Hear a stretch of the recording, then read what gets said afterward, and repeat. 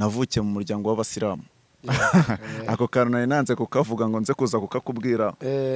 Kubona narakijijwe nkaba ngeze ahangaha birumvikana hari intambara nahuye nazo bitewe n'ubwo buzima nabayemo. Njya nkunda kubwira abantu nkababwira ngo buriya aho babona imbaraga zabo zinaniriwe niho imbaraga z'Imana zikorera. Aho imbaraga z'abaganga zinaniriwe niho imbaraga z'Imana zikorera. Aho famiye inaniriwe kandi ifite ubutunzi aho ngaho niho Imana ikorera. No kuvuga ngo nubwo nari ndi muri ubwo buzima ariko nari mfite famiye irimo abantu bagiye bakomeye. Banzanira agasambi ndyama aho ngaho maze kuryama ewana bimaze kugira ngo mu masaa 5 n'igice z'ijoro. Ngiye kubona rero nanjye nibwo nagize mbona ni nabwo bwa mbere icyo kintu cyari kimbaye kuko numvaga abantu ngo bashobora kujya mwiyerekwa nkumva ni ibintu bitabaho. Ngiye kubona mbona rero arimo aragenda aca barimo umugabo umwe arimo aracutwa tubabi arangije atuvugutira mu ntoki. Ngiye kubona mbona ankojeje ku mutima ankura no ku maso. Ebana ndakubwiza ukuri bwakeye wagira ngo nta kibazo cyo kureba nigeze ngira. Byabaye intambara ntabwo nigeze nsinzira uwo mugoroba nararwaye mu buryo bukomeye cyane. Numva ubuzima burarangiye noneho mu rukerera mu masaa 10 za mu gitondo nibwo nasinziriye. Nyimara kwakira Yesu nk'umwami n'umukiza ntabwo nagarutse ndi Shabani wa wundi ahubwo nagarutse ndi muntu ya sina Jado kubera ko Jado ntabwo njya nkunda kurivuga cyane ahubwo iyo ubundi zina magaciro ni haba gusenga abantu bose niwe uko bavuga Imana ntabwo ariko bakorera Imana. Hari umwana wakuze uvuga ati byange bikunde nshaka kuzatera ikirenge mu cyayongwe ariko nkibaza nese uwo mwana nicyo arimo arigira kubera ko ejo bundi nagiye kubona mbona hari intambara zabaye ku manuza ku masocial media barimo barapfa imodoka ukajya kumva umwe ati njyewe yavuze kazama imodoka ti rwose dore ndi imbere yanyu natama imodoka muzamenye kabeshya yaramwesikora undi nawe ati none se nguha imodoka kuko wakoze iki ko hari abakozi b'Imana twaha imodoka pana wowe ugenda uteka imitwe. Baratwitse karahava barimo bagira ngo bajya no ku mupfumu ngo witwa Sarongo.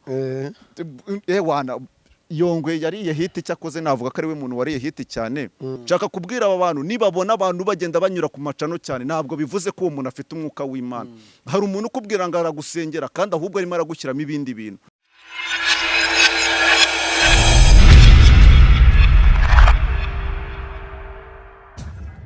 Yes, kanajya ngusuhuze nizere ko umeze neza aho uri hose mu bice bigiye bitandukanye amajyepfo amajyaruguru mbanje ko baragiza Uwiteka mwese mwafashe umwanya wanyu cyo mwagize uruhare gukanira iryo bare tukura na hiryano handitse ijambo all wakanze ko kazogera kugira ngo ukurikirane ibiganiro bya Kigali 150 abari mu bihugu bigiye bitandukanye mwatangiye kubitwereka cyane tubashimire cyane mu bihugu bigiye bitandukanye cyane abarundi ndabasubije cyane n'abantu bari mu bihugu bigiye bitandukanye bya Aziya ndetse n'isi yose muradukurikira kuri kamera kumwe na Dani ngiye nitwa Isaka manager imbere yacu ndi kumwe n'umugabo wambaye neza ikaza mu kiganiro. Murakoze cyane. Wambaye neza merci guhera hasi kugeza hejuru nama tugendana nebera rega abatumirwa bacu basobanutse kuri Kigali 150 ugira ngo natwaze gusenya inkuto amugana. Umeze neza? Ewe meze neza ndashima Imana. Ndakomeye cyane uhagaze bw'umufunze bukwaza nta no gujegera cyane n'amaraso ya Yesu na Muhammad na yalla byose bikurimo niyo bagira gute ntacyo nabo. Yego uratangiye kubwira abantu badukurikiye. Murakoze cyane amazina nitwa Jado Nsenga ndo umukristo muri ADPR nsengera ADPR Nyarugenge paruwasi ya Nyarugenge ni naho nkorera umurimo w'Imana. Murabibona ariko ni vuba pe kukazamuye ugiye kuzana umwana mu uri kubona nyine iyo ngeze gutya ni vuba. Nsenga Jado Nsenga ntago ari ubwa mbere tubana nyine ko n'ubwa mbere cyo kuri Kigali 150 ndetse n'abantu bamaje kukubona barakuzi baranzi ariko hari n'abatanzi. Jado Nsenga reka tubanze twiragize Uwiteka ndabizi yuko uri umubwiriza mwiza uri n'umukristo ujije ibyangombwa sengere twiragize Imana muri kino kiganiro. Wowe gusenga ntabwo wabishobora ngewe shaka gusenga muri rya jambo ryacu ryo kwa Muhammad bero ugasanga barimo batarabarwumvishije. Ntacyo reka tubwira ababyumva nta kibazo. Reka twubahe Imana dusenge. Imana data wa twese uri Imana nziza uri Imana ikomeye uri Imana igira neza turagushimiye ko watugiriye neza ukaba waduhaye igitondo cyiza muri kano kanya tukaba tugize umugisha wo kugera ahangaha ni imbabazi zawe ni ubuntu bwawe niyo mpamvu muri kano kanya kubera warubizi neza ko ari umugambi wawe nutwemerera uzubane natwe utangirane natwe kandi uze gusuzanya natwe mu izina rya Yesu amen. Je donsenga reka wenda umwanya tuharire wowe hari byinshi tugiye kuganira ndetse ukaganiza n'abakunzi bacu cyane cyane bijyanye n'ubuhamya ujye gutangira utubwira ndetse twaza no kugera ku gice cyacu cya kabiri twerekera no muri zindi commentaire ziri hano hanze zimo ziracika bijyanye n'abakristo bari hano hanze bajya baterana amagambo. Reka wenda twongeye tugwikaze umwanya ni wawe wo kuduha ubutumwa cyangwa ubuhamya. Nyamvuga ubutumwa urabubugena abadukurikiye nanjye kwicara hande ubuhamya nubwo ibyakubayeho. Ya murakoze cyane wenda bisa nkaho ntabwo njya nkunda gutanga ubuhamya cyane ariko kubera yuko mwahisemo karibwo nanga ngomba kubutanga nta kintu bitwaye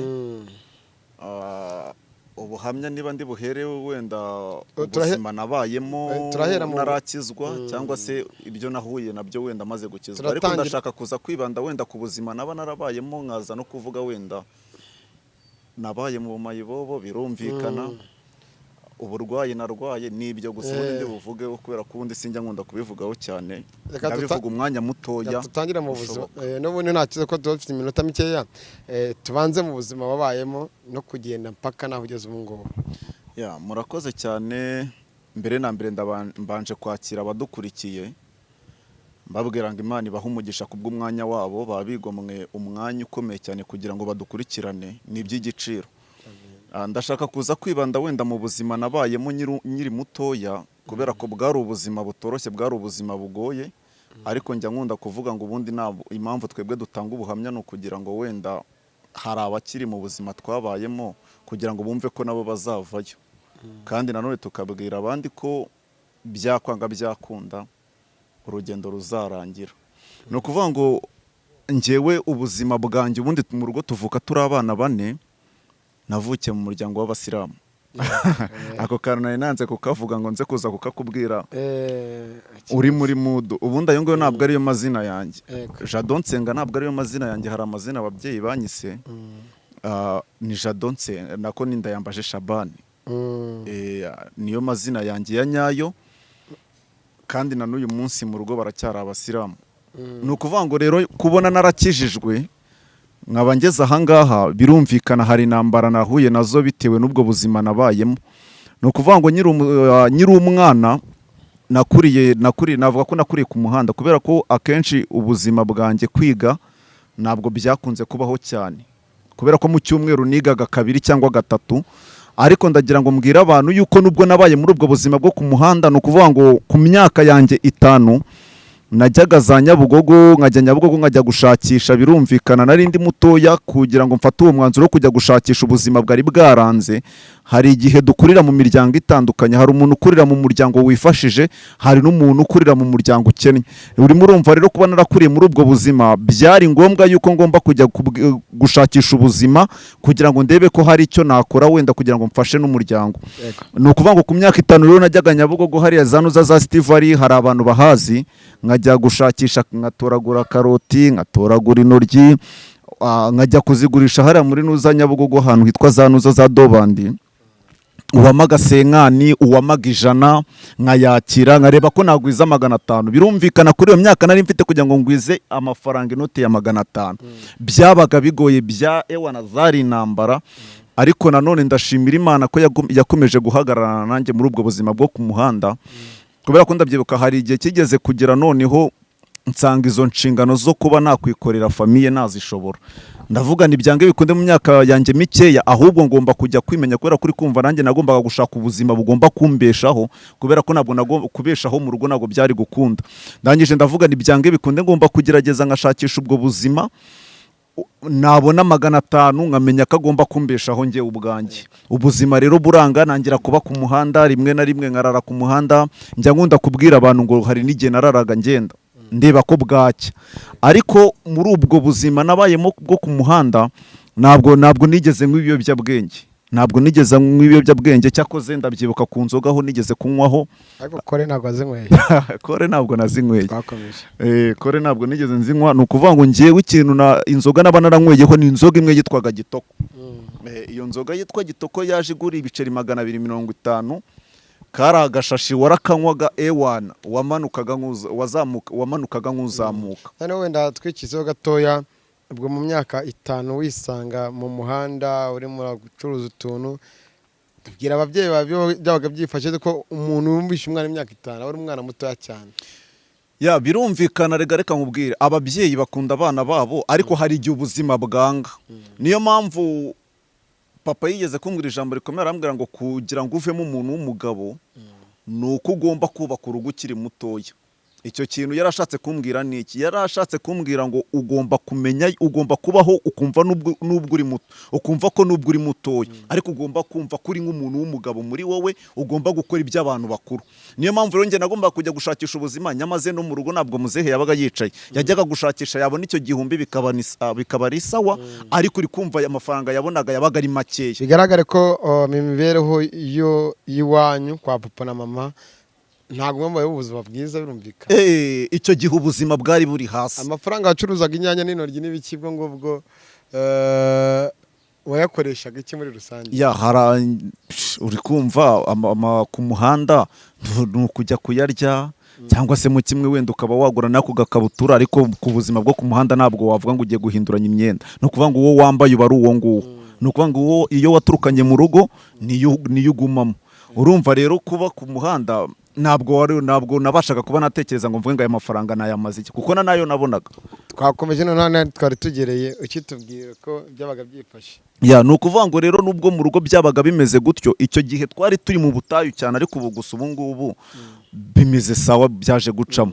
Ariko ndakubwiza ukuri, nanyuze mu buzima bwo ku muhanda, ubuzima buzima.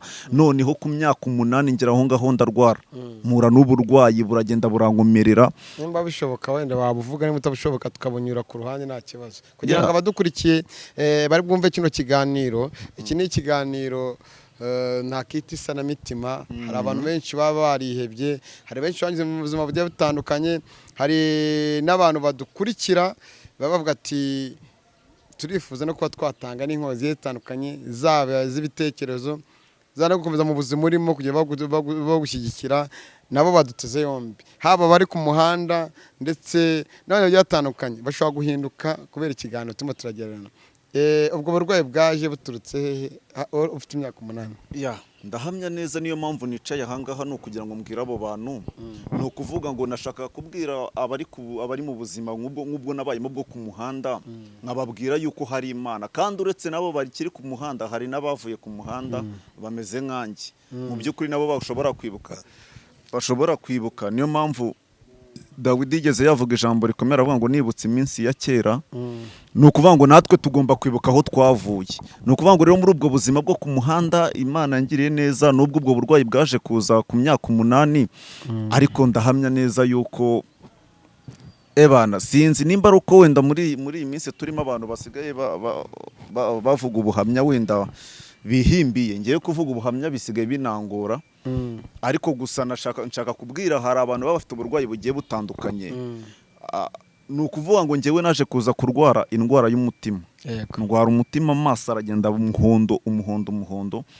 Uri kumva noneho n'icyo gihe nari nyiri no ku muhanda. Kino mu buzima bw'umwanda bwo hasi cyane. Ahari niba ari ubuzima bw'umwanda byanashoboka. Noneho amaso aragenda ahinduka umuhondo, kureba biragenda biranga, ku buryo n'umuntu wabaga undi imbere ntabwo nabashaga kumubona. Noneho naje gusubira mu rugo.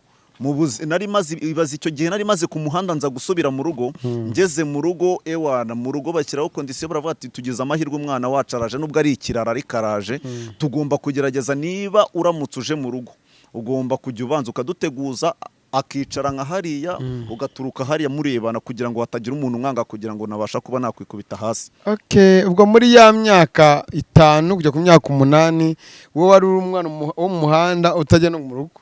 Niberaga ku muhanda. ni ukuvuga ngo kugira ngo ujye iwanyu ni nk'uko umwe yajyaga igenda akagira kugira ngo utaza kubabona ukirukangasura muri bwa buzima. Hoya ni ukuvuga ngo impamvu naje gusubira mu rugo kubw'ikibazo cy'uburwayi nari maze wari umaze kurwara bateka njye ku babyeyi we naricyo bazamfasha. Ya ni umumama umwe, ni umumama yaramfashe arangije anjyana mu rugo kubera ko twari duturanye. Aho hantu nakundaga gukatanya Bugogo niho yacururizaga nyine nawe ibintu by'inyanya.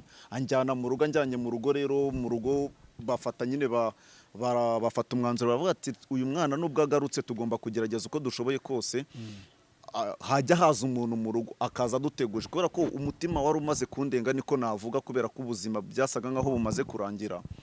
Ariko gusa ndashimira Imana yuko yahabaye, ntabwo navugaho ibintu byinshi, ariko gusa nabwira abandi bantu nubwo kugira ngo njye gukira hari izindi mbaraga zakoreshejwe kugira ngo nyire. Niyo mpamvu wenda sinzi nimba nta kibazo cy'umwanya niba nabivuga wenda nta kibazo ya murakoze cyane. Ni ukuvuga ngo njya nkunda kubwira abantu nkababwira ngo buriya aho babona imbaraga zabo zinaniriwe niho imbaraga z'Imana zikorera, aho imbaraga z'abaganga zinaniriwe niho imbaraga z'Imana zikorera, aho famiye inaniriwe kandi ifite ubutunzi aho ngaho niho Imana ikorera. Ni ukuvuga ngo nubwo nari ndi muri ubwo buzima ariko nari mfite famiye irimo abantu bagiye bakomeye, ariko baragerageje bashakisha kubera ko umuntu ashobora kutakurwanaho kuko uri muzima, ariko iyo umaze kuremba baravuga ati byange bikunde uyu muntu ari mu nzira yo kurangiza, reka tumufashe tugerageze ture ko twamuvuza. Bo rero baragerageza bashakisha abaganga batandukanye. Hari umupapa wari umudogiteri yabaga i Kamonyi yitwaga Papa Ganza, nigeze gukorayo nyine icyo gihe, nigeze no gukoraho n'akazi ko mu rugo. Noneho rero uwo Papa Ganza arangije arababwira ati mu by'ukuri ntabwo byakunda, yakoraga Faisal, aravuga ngo ntabwo byakunda, twebwe reka tugerageze dutegereze wenda nitubona wenda haje hari umudogiteri bari bategereje. Baravuga ngo uwo mudogiteri naza ashobora kuzabafasha. Bana ndarimba noneho amaso kureba biranga, noneho kugeza aho muzehe yambwiye arambwira ati rero reka nkubwire wowe, reka ubuzima bwarangira butarangira uzabaho utyo. Ariko ndagira ngo nkubwire hari umupapa witwaga Jean Paul, yari umunyarusizi, yari uw'Icyangugu, twari duturanye. Nigeze kumuvomeraho amazi, nkajya njya kumuvomera amazi akamijana akamasenkani. Uri kumva nageze ku myaka 18 n'ubundi nyiri mu buzima bubi. Urumva rero uwo Jean Paul arambwira ati rero mwene data reka nkubwire gwino umunsi umwe uzaze tujyane gusenga, uwo munsi nzakugaburira, nzakumenyera buri kimwe, nzagufasha uko nshoboye, ariko ntuzongere gusubira muri buriya buzima. Ndavuga ni sawa urakoze. Ubwo uri kumva nyine yari umuntu w'umukristo, aravuga ati reka ngerageze uriya muntu mwiteho, nimara kumwitaho byibura nubwo ari mu buzima buba ari mu burwayi wenda niyo yanapfa ariko byibura nzabe naramufashe neza mu minsi ya nyuma azaba asigaje. Noneho rero mu kuba muri ubwo buzima Jean Paul aza kunjyana mu cyumba kimwe iyo groupe yitwaga Abanyamugisha yasengeraga hano mu rugo. Arangije turajyana turasenga, bimaze kugera ngo mu masaa 8 hari undi mumama nawe wari umunyacyanguga ariko yari atuye muri quartier nawe. Arangije arambwira ati mu by'ukuri njyewe ngiye kubona mbona Imana iragukijije, njyewe mbonye umuntu azaraguhagurutsa, mbona gukoze ku maso, mbona urarebye muri icyo cyumba cy'amasengesho byari bimaze kugera mu masaa 8 n'igice za nimugoroba. Arambwira ngo mbonye Imana iguhagurutsa, mbonye umuntu aguhagurutsa agukora ku maso, mbona urarebye. Arangije arambwira ngo guhera uyu munsi urakize. Amaze kumbwira njyewe ntabwo nabashaga kubyumva, urimo urumva nari umusiramu, ntabwo numvaga ibyo ngibyo ko byanashoboka. Iby'abakristo ntabwo nabyumvaga. Noneho ndataha ngeze mu rugo, banzanira agasambi njyama aho ngaho, maze kuryama bimaze kugira ngo mu masaa 5 n'igice z'ijoro. Ngiye kubona rero nanjye nibwo nagize mbona ni nabwo bwa mbere icyo kintu cyari kimbaye, kuko numvaga abantu ngo bashobora kujya mwiyerekwa, nkumva ni ibintu bitabaho, nkumva ni binashoboka. Ariko nanjye ngiye kubona mbona haje abagabo babiri bari bambaye amapantaro y'umweru n'amashati y'umweru. Ngiye kubona uri kubona hari agati kinuza kitwa kibishokoro, kaba gafite ibishokoro bikagufata. Uri kumva rero kaba gafite utunuza tw'udushami tw'utubabi. None ngiye kubona mbona rero arimo aragenda aca, barimo umugabo umwe arimo araca utwo tubabi, arangije atuvugutira mu ntoki. Ngiye kubona mbona ankojeje ku mutima, ankora no ku maso. Bana ndakubwiza ukuri bwakeye wagira ngo nta kibazo cyo kureba nigeze ngira. Kuva ubwo ngubwo niho indwara y'umutima yarangiriye, ni naho nafatiye umwanzuro wo gukizwa. Jado, ibyo bintu ko numva bikomeye ari ubuhamya burebure, abantu badukurikiye bandike muri komante. Ukimara kubona ibyo ngibyo nyinjoro mu gitondo, wabibonaga ari nko mu nzozi, mu gitondo wicuye n'amaso urimo kureba ubona amaso marara neza waje kumenya tose ko n'umutima wakize. Oya ibyo byabayeho bimaze kubaho ndakanguka muri iryo joro. Ndabyuka nyine nabwo nari nyirwaye. None ndwaye ndagenda mfata amansuka amazi mu gakombe ndangije ndayanywa ndongera nsubira ku buriri. Maze gusubira ku buriri ndaryama gusinzira byabaye intambara. Ntabwo nigeze nsinzira uwo mugoroba nararwaye mu buryo bukomeye cyane. Numva ubuzima burarangiye noneho mu rukerera mu masaa 10 za mu gitondo nibwo nasinziriye mbyuka saa 2 hafi n'igice. Mbyuka noneho ndi muzima ndeba umutima guhera ubwo ngubwo niho nahise nakira Yesu umwami n'umukiza. Nibwo wahise uvuga ati reka njye murindi dini wenda nabonemo ibitangaza nkaza gukira indwara n'indwara nta kuvuje nta n'iki n'aya masengesho. Ya na masengesho kubera ko njya nkunda kubwira abantu buriya njyewe nta ndwara niyi nimwe ushobora kumbwira ngo irakomeye. Ni ibintu bitabaho wambwira ngo ubana n'ubwandu. Kwari umuntu ushaka kuvuga ati umuntu mu kuvuga gutyo wenda arimo arahanura ibinyoma cyangwa arimo arabeshya wamubwira iki kuko ntabwo bajya babura abantu. Njyewe icyo nabwira abo bantu icyambere naba ndi kuvuga ibinyoma ntabwo nize kumwaka amafaranga umuntu Imana yawe mbeshye cyangwa urabwiza ukuri Imana ni urugero ukuri kwawe ni Imana ikuze kandi buryo ufite ibyiza arabirata. Abazavuga ibyiza bazabivuge ni byiza abazanenga nawe ushimwa na bose ariko bajya bavuga ariko nimba urati byabaye byiza nanjye ndumva ahubwo bikaze gusa ni byiza cyane wenda. Reka ngire icyo mbwira uwo muntu abo bantu bankurikiye ni ukuvuga ngo ubundi muri iki gihe dukeneye ibihamya bifatika.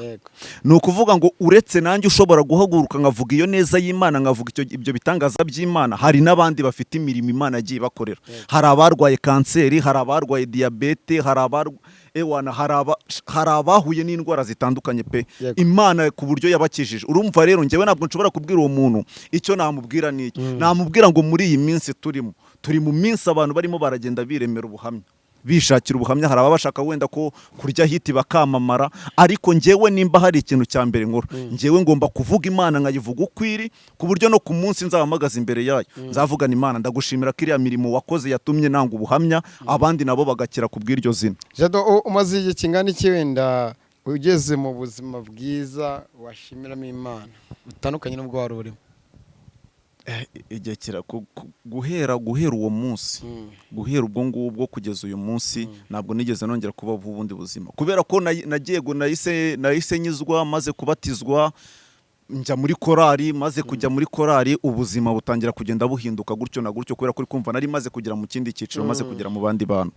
Urumva rero niyo mpamvu njya mbwira abantu buriya nyimara kwakira Yesu nk'umwami n'umukiza ntabwo nagarutse ndi Shabani wa wundi ahubwo nagarutse ndi muntu sina Jado kubera ko Jado ntabwo njya nkunda kurivuga cyane ahubwo iyo ubundi zina magaciro ni haba gusenga iryo ni ryo zina magaciro. Jado ubundi ni kumushaka kuvuga ngo byibura ntabwo nakwitwa haba gusenga gusa reka ndishyireho ntacyo bitwaye ariko nanone muri iki gihe turimo nta muntu wapfa kwita umwana we Jado.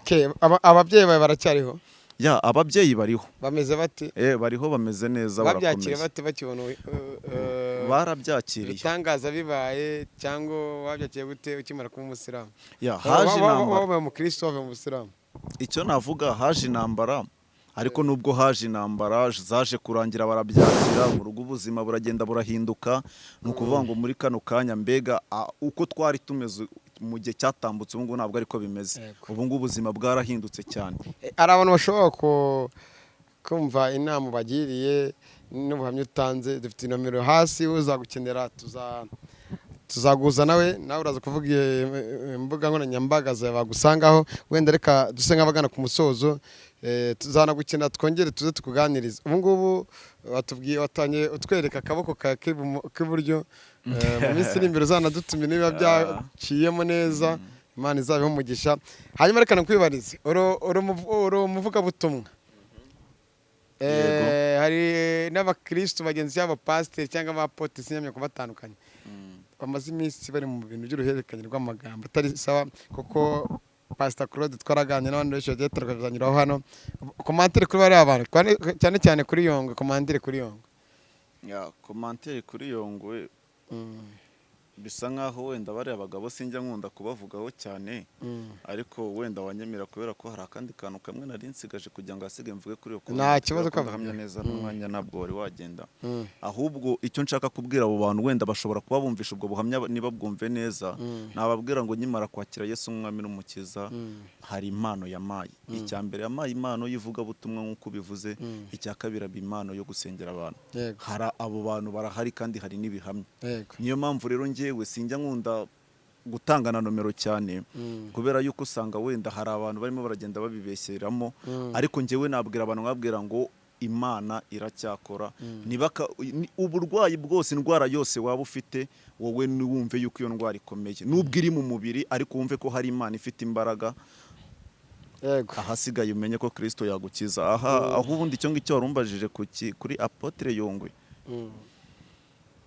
bisa nkaho wenda muri iyi minsi abantu bameze nkaho wenda bahanganye niba ari uguhangana nimba ari competition wenda barimo simbizi ariko njyewe wenda icyo nabivugaho buri muntu aba afite uko yahamagawe buri muntu aba afite Imana ye kubera ko njya nkunda kuvuga ngo abantu bose niwe uko bavuga Imana ntabwo ariko bakorera Imana kandi imyuka yose imyuka ikorera mu bantu yose ntabwo ari umwuka w'Imana rero nkavuga ni Apotre Yongwe cyangwa se wenda n'abandi uko bakora umurimo wabo nibo bazi wenda iby'Imana nibo bazi Imana bakorera muri bo ariko njyewe iyo ndebye wenda muri bano bakuru bacu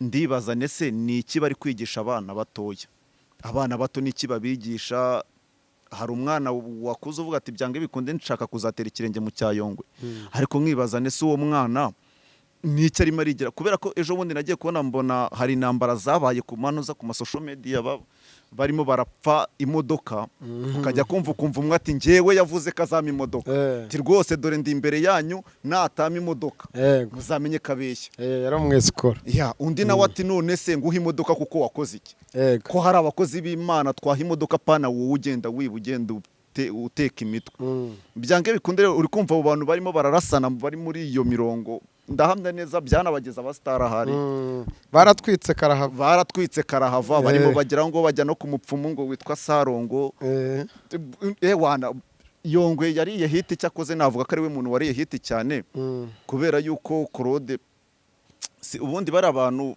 sinzi menya niba ari imikino wakaza episode ya mbere ejo wakaza ya kabiri ya gatatu ya kane wamenya kubera ko nagiye kubona nkabona kuri chaîne imwe none njya no kubona mbona none Claude arapfukamye Yongwe yamushyizeho ikiganza arimo aramusengera urumva rero ntabwo wapfa kumenya ibyabo bantu biriya ni izihe ngaruka mbi bifitiye abayoboke babo babakurikira cyangwa babandi bajya kubwiriza no mu nsengero babahagaze imbere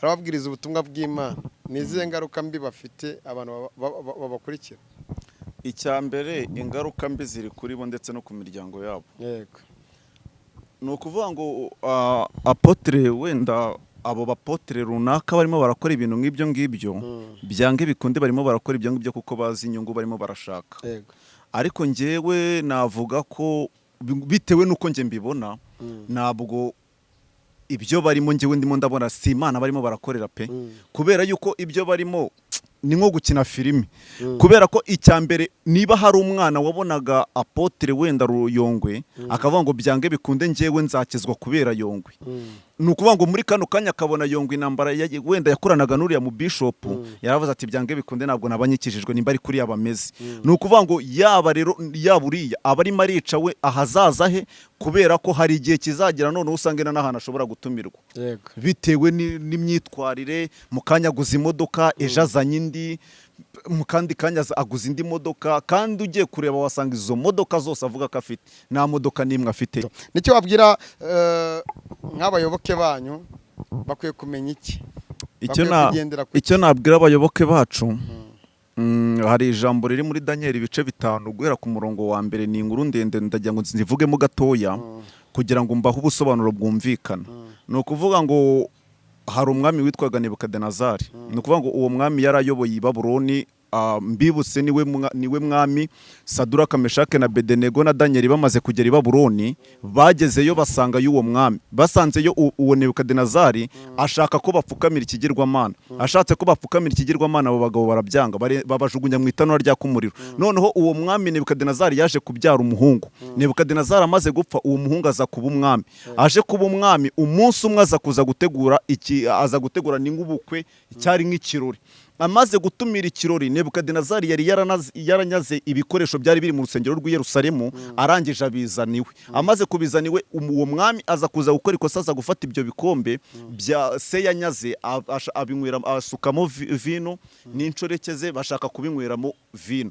Bashatse kubinyweramo vino, noneho umwami agiye kubona abona ikiganza kiranditse. Abonye ikiganza cyanditse agira ubwoba, mu maguru hatangira gususumira, amaboko arasusumira, ahasigaye mu maso ye ahinduka ubwoba.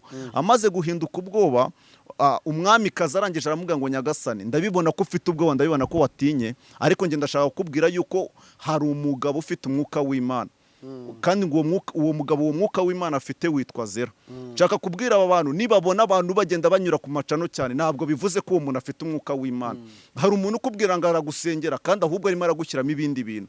Nshaka kubabwira bene data, kugira ngo umwami kaza avuga ngo hari umugabo witwa Daniel, ngo kandi uwo mugabo Daniel so yari yaramugize igikomangoma, byange bikunda uri kumva ko hari umuntu wari ufite uwo mwuka w'Imana. Niyo mpamvu rero abo bantu nababwira ngo bo ubwabo nibasenga Imana, bumve bafata Imana yabo nk'inyembaraga, kubera yuko Imana uko uyifashe ni kwije.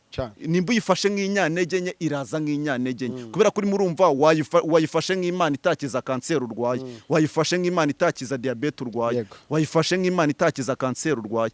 Byange bikunde rero uri kumva uko wafashe Imana ni kwiza, ariko nufata Imana nk'inyembaraga, ntabwo bizaba ngombwa yuko umuhanuzi runaka nagusengera ari buzakira. Ntabwo bizaba ngombwa ngo nuhamagara nubwo avuga ngo gukira ni nonaha, kwambara neza ni nonaha, kurya ni nonaha, ibintu byinshi. Ariko ndagira ngo mbabwire, mwebwe ubwanyu ni mwizera Imana, muyifate nk'inyembaraga, kubera ko hari umuntu ushobora kumuhamagara nk'uko nanjye ndi ku kiganiro, nkatanga nomero ukamamagara. Hari umuntu burwaye rero, yamara guhamagara nk'umuntu akakubwira ati ngewe kugira ngo ngusengere banza utange ibitambo. Ariko ndagira ngo mbwira abo bantu, igitambo cyatanzwe yari amaraso ya Kristo. Kuvuga ngo ubwo nta bindi bitambo biriho, gukiza ni ubuntu. No gusengera umuntu ni ubuntu, no kumuha ubutumwa bwiza nk'ubwo ni ubuntu, no kuba naje ku buntu, ntabwo mwigeze munyishyura. Niyo mpamvu rero nabwira abo bantu, no gukiza kwa Yesu ni ubuntu. Abanyamakuru wamutumira ukamwishyura, ariko njyewe nahagurutse mvuga ko nzakunganyishyura. Hoya nge nzakorera Kristo, ndabizi neza ko ingororano, kubera ko iby'Imana yankoreye kugira ngo nicaranga nambaye gutya, ni imirimo y'Imana. Kuyikorera rero ngomba kuyikorera nta kiguzi. Niyo mpamvu nabwira abakristo, nkabwira ni reka mbabwire bene data, gukira indwara ni ubuntu, kwambara neza ni ubuntu, kuva mu buzima bubi bwose urimo ni ubuntu. Ibyo byose emerera Kristo, umwakire agukiriza ubuntu. Muvane, reka dusoze tuve ku zuba, dore izuba ryakaze, tunakure kujya mu bintu bigiye bitandukanye. Nzafata umwanya nze ngusure umunsi umwe, wagiye nko gusengera abantu bagiye batandukanye, uzampamagare. Nzafata kamera yanjye na mikoro, maze tubasure, tubaganirize, n'ibindi biganiro bigiye bitambuka bindi tuzakorana bazabibona. Reka tugushimire umwanya duhaye, ngo habwirwa benshi kuva bene byo. Nimba ari umuntu ugushaka wowe ubwawe, hari na mbere hasi 75 yareke kuri WhatsApp cyangwa duhamagare, tuzaguhuza nabo. Nimba hari icyo warenzaho, nimba hari icyo wabwira abari badukurikiye mu ijambo rimwe ryonyine, cyangwa mu munota umwe wonyine, bari babwira tugashyira akadomo. Icyambere nababwira ndabashimiye kubw'umwanya wanyu. Imana ibaha umugisha, kandi niba mwifuza ko dusengana, ngewe iyo ndi kugusengera nagufata umwanya munini, ni iminota mikeya. Natanga nomero za telefone, ndumva wenda nta kibazo bitwaye. Ni 0789020472, kandi nkababwira ngo Imana ibaha umugisha, kandi namwe mbashimira kubw'umwanya wanyu. Imana ibaha umugisha, kandi ndamya neza tuzagenda tubana uko bizagenda bishoboka cyane. Murakoze cyane. Wakoze nawe kwitabira ikiganiro, ndetse n'abari badukurikiye kuri Kigali 500. Mwakoze cyane. Mukuri iki kiganiro cyo kurikira iki ngiki, nitwa Isaka Manege Foze, undi waza gusenyuka kuri kamera kumwe na Denis. Ciao ciao.